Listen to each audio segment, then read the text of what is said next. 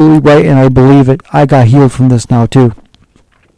So the infirmities we go through and the stuff that God does for us is another opportunity we don't want to miss and tell people about, because that in turn can heal and save people from damnation. Amen.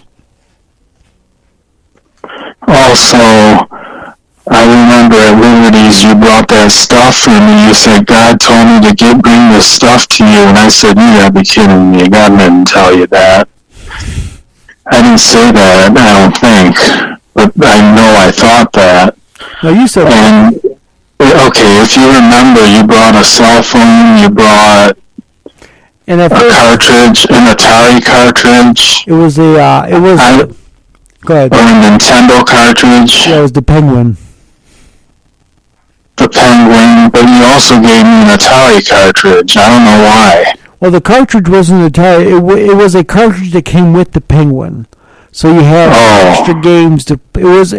Actually, it came with a set that I bought that me and my buddy Red used to play with, and it had the pong paddles, and it had all the other stuff on the games where you can do like the ping pong and the tennis and stuff.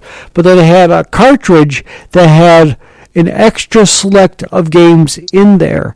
The Penguin already had games in there, but the extra cartridge gave you more. So you had like 111 games on the Penguin, and like 111 games. No, I had 26,000 games on the Penguin and 111 games on the cartridge. From Nintendo that you could play with like Double Dribble and Super Mario Brothers and Duck Hunt and all the other stuff. So it was from a different knockoff system, I call them. But it fit in there, and you can play the other games with that as well, too. And so I gave it all to you. And at first you said, well, I don't want to take that phone from you. I don't want this. I don't want to. You almost didn't want to take them at first. I didn't feel right. I felt that I was being greedy. Is what I remember. Right, but in fact you weren't. That was God showing you that somebody out there, even though, yes, they were monetary things and they weren't things that were going to last, but that was God showing you that even though you don't feel like you're loved, that someone out there can show you compassion and love, even though it's just giving you something that means absolute nothing to your spiritual growth. But that just goes to show that someone out there was thinking about you and wanted to give you something. And that was my whole intention. And you know what it was that got me to take it? The cartridge. I said, I'm going to take everything because I really feel something about this cartridge you're giving me. I even asked you, I said, are you sure you want to give this cartridge up? Oh, I know, because it had classics on it, like Double Dribble and things like that. Yeah. You can't find Double Dribble nowadays. Is expensive if you want to buy it in the cartridge. I know, if you go on eBay or Craigslist or things like that, oh my God, you can spend $1,000 and have hardly anything. Just the system itself is going for $100. At least. Do you know that if you find the original championship Nintendo cartridge, the one they used, you remember the movie The Wizard? Where they went to the... I don't think I saw that. Was that where that kid played different Nintendo games at the end? Yeah. Yeah, I don't remember it, but I saw it. I'm pretty sure. But... if that's what you're talking about. Yes, and in that movie, that's exactly what I'm talking about. In that movie, and in real life, they had that same competition in real life, and they had Nintendo cartridges that you flip a switch, you started the cartridge first, and it played the game, the first game that was on the list, which I think was like Punch-Out, and then you turned the cartridge off. Whoever got the most points out of that game got the most points out of the game, was docked to how many points, and then you flip the switch on the side, and then you play the next game, which was, I forgot what that was, and then when that game ended, they tallied all the points up, and then you switched the switch one last time and played Super Mario Brothers 3, and whoever got the most points out of that, whoever got the most points all together continued in the round. Whoever got the least amount of points was kicked off. So at the very end, if you got the most points, were the last person to stay and win with the most points, you got the trophy, the golden trophy.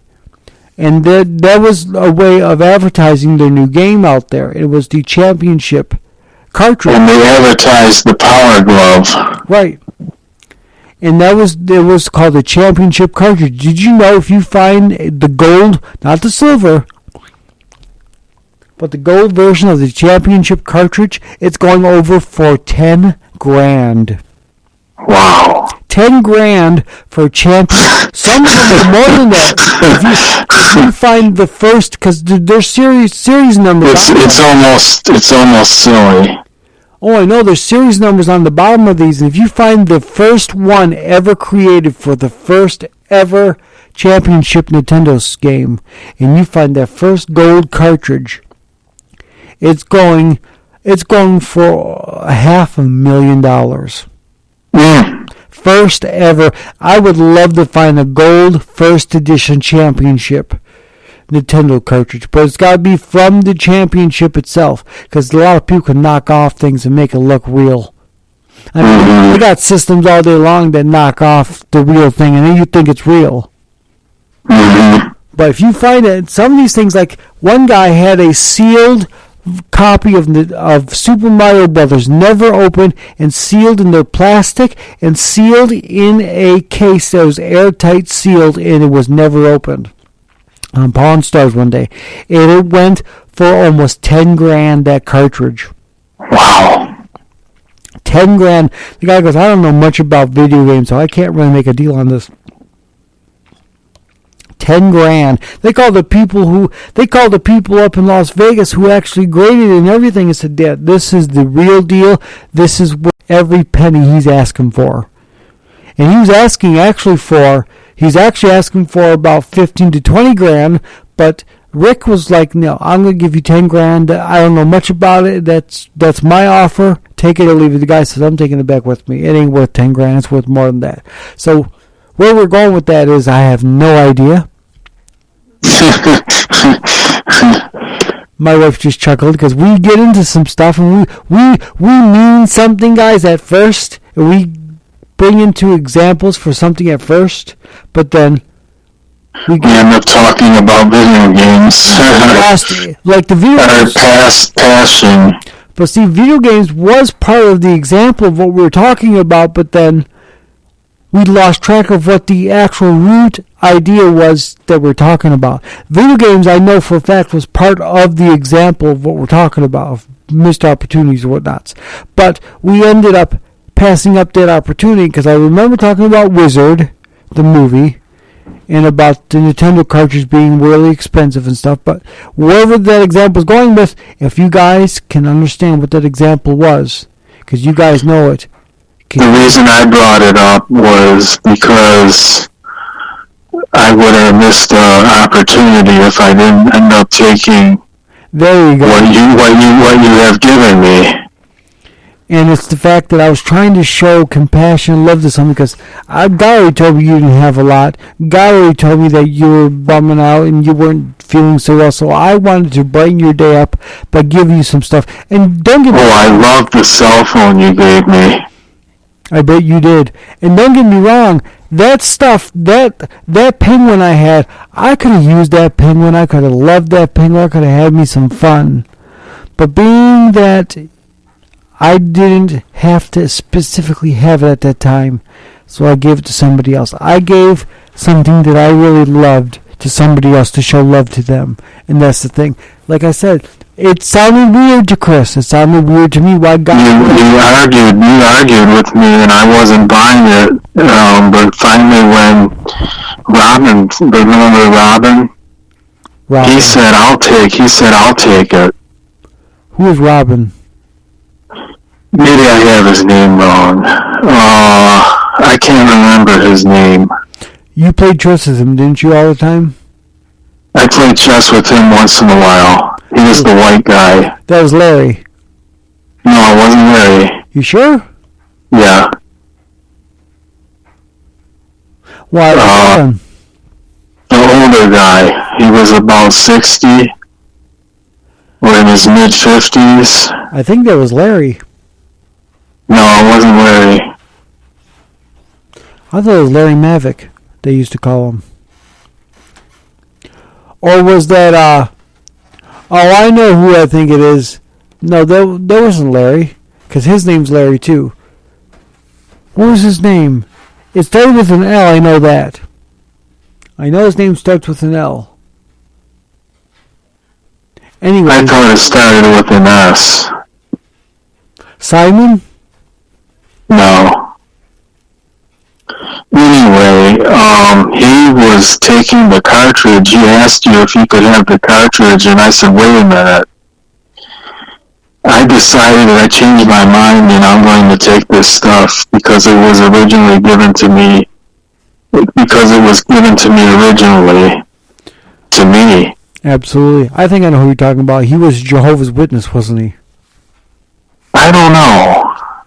Because he played chess. I played chess with him every so often. Yeah, that's who it is. I think you do have his name right. I think his name is Robin, but we all called him Simon. But he preferred the name Robin. That's who it was. Yeah, you're absolutely right. His name was Robin.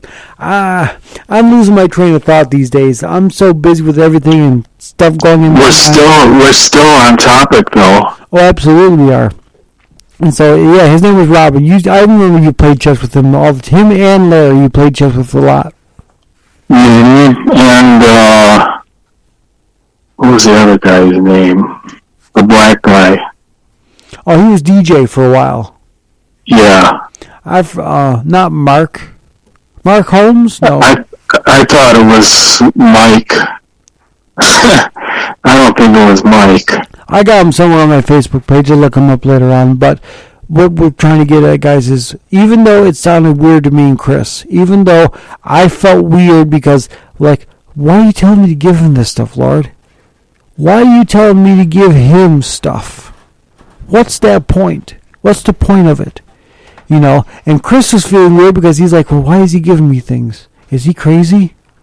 But with that being said, that helped us broaden our friendship together now, because now that brings a sense of trust that he's giving me things that he absolutely loves and wants. But he's giving that to me now because he wants to show love to me. And that helped strengthen our relationship, did it not? Yes, it did. Absolutely, because I obeyed God and did what God wanted me to do, and now God used that in this area to help with our friendship and strengthen that even more. So just because that opportunity sounds weird, guys, don't pass it up. It's just like I told my buddy Dr. Scott one day, today actually, I told him that we gave an example now of don't miss your wife. That's what we should have called this message. There's a lot of stuff we could have called this message all kinds of things today. We could call it, I could curse right now because I lost my opportunity that God has given me, and the devil tricked me. Absolutely. With a decoy. The devil tricked me with a decoy. Absolutely. My pastor's wife yesterday in service says, answer the phone no matter what. She goes, you never know who's on that other line. So even that can be an opportunity. Even when those telemarketers call you, don't pass them up. Don't just hang up your phone because you don't want. Don't pass, because you never know what that opportunity can bring. And here's one more quick example for everyone. I was working with my lady friend Judy at the Laundry Palace laundromat. If you guys want to do your laundry, go to Laundry Palace. If you're in the city of, if you're in Michigan and you're in the, I know I'm going to say this wrong, but Royal Oak area, I'm going to say Royal Oak because that's the closest one I know. Clawson. If you're in the Clawson area and you want to do your laundry, go to Laundry Palace and they will help you do your laundry, and everything is great over there. The people there are nice who work there. So with that being said, we were working at the laundromat. That's an advert for them. And a couple came into the laundry, and this is an opportunity we did not miss. And the people came in and said, can we do our laundry? And she says, well,